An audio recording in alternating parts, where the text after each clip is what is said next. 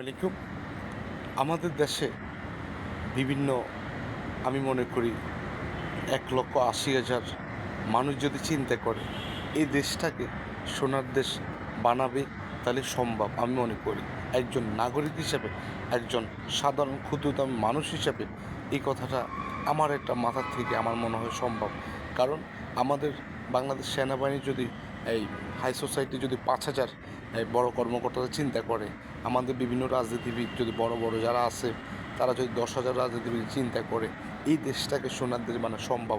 আমাদের বিমান বাহিনী আছে, আমাদের নৌবাহিনী আছে, আমাদের বিজিবি আছে, আমাদের আনসার বাহিনী আছে, আমাদের পুলিশ আছে, আমাদের সবাই যদি চিন্তা করে, সবার জায়গা থেকে দুর্নীতি আমরা বন্ধ করব, এই দেশটাকে আমরা সোনার দেশ বানাবো সম্ভব। কারণ সবার জায়গা থেকে সবাই যদি দুর্নীতি বন্ধ করে, দেশ যদি উন্নত হয়, আপনি দুর্নীতি করা লাগবে না। ওই টাকাটা আপনার দেশ ডেভেলপমেন্ট হবে, আপনার ইনকাম সোর্স, আপনার সম্মান, আপনার কেরিয়ার সবই ডেভেলপমেন্ট হবে।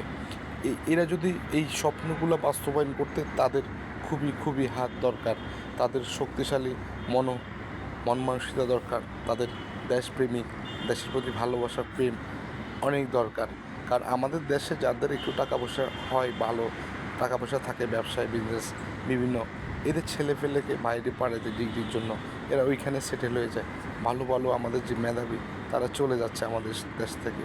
তা আমাদের দেশে এই এরা শান্তি চায়, যারা বড় লোক তারা শান্তি চায়, তারা রিল্যাক্স জীবন চায়।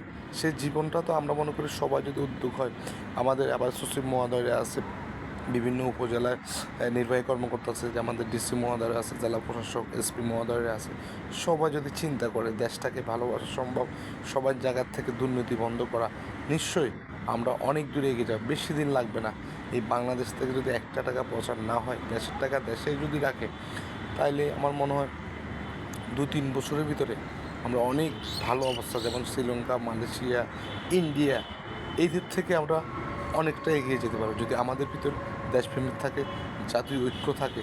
আমি একজন সাধারণ নাগরিক হিসাবে, ক্ষুদ্র মানুষ হিসাবে আমার মাথায় আসলে এগুলো আসছে। যদি আরও যারা জ্ঞানের ভাণ্ডার, পাহাড় পরিমাণ, সাগর পরিমাণ যাদের মাথায় জ্ঞান আল্লাহ, তাদেরকে আল্লাহ বোঝার তৌফিক দান করেন। ভালো থাকবেন, সুস্থ থাকবেন। আসসালামু আলাইকুম।